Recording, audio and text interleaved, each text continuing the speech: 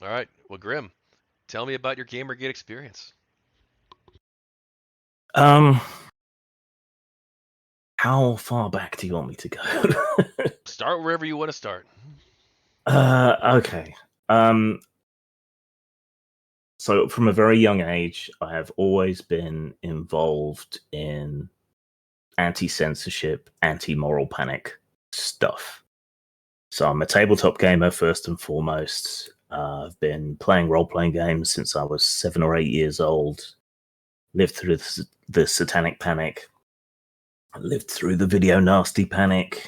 Lived through the Vampire Panic. And it's the same thing over and over again.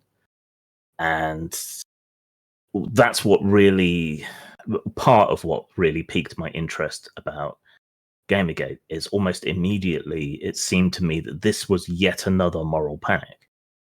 And so I wanted to be involved and I wanted to know what was going on.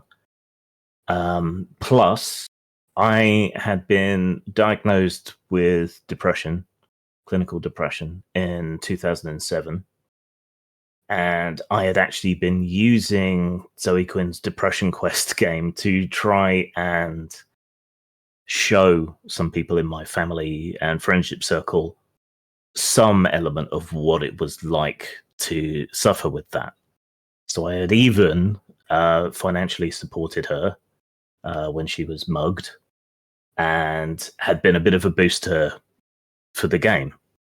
I'm not sure game's the right term for it, but using it as a way to explain to people, what it was like.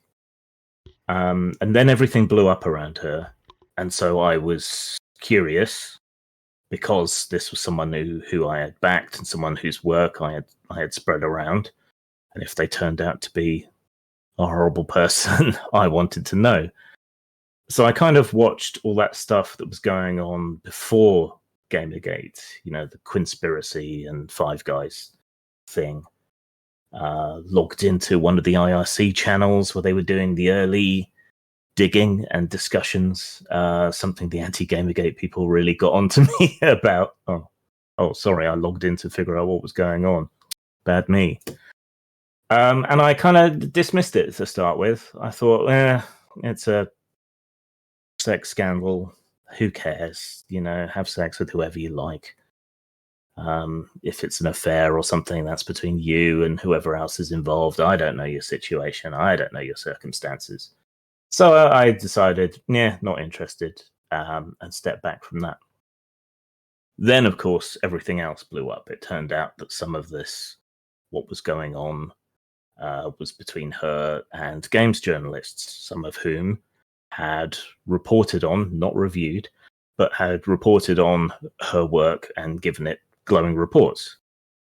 And that was like some sort of plug had been pulled out of a dam or something, and it just collapsed. And suddenly, all this corruption in the indie gaming scene, in particular, people who had set themselves up to be morally superior and better and not involved in the same kind of nonsense that we had with Nintendo Power and Doritos and bullshit.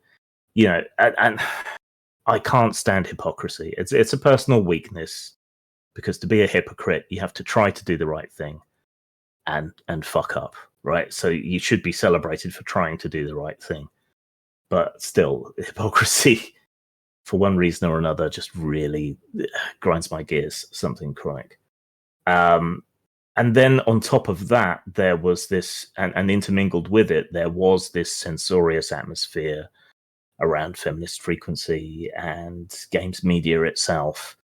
They had been heavily critical of games for a while, and they were supposed to be servicing the fans, right? They were supposed to be a consumer-oriented media. And instead, they were constantly trying to tear everything down, demand things be changed. Who were they serving? So to find out then that they were, wrapped up in all this, doing reviews for their housemates who were also game developers, there was just no no attempt not to be corrupt, and there was this naked ideological slant to what should have been consumer serving media, and there was all this censorship and moral panic. How could I not get involved at that point? To me, it was part of that same continuity of moral panics and my opposition to them that had been going on since I was a wee lad. So you found Depression Quest a useful tool for you? It wasn't perfect by any means, but it was somewhat useful in showing people how it could be to be depressed.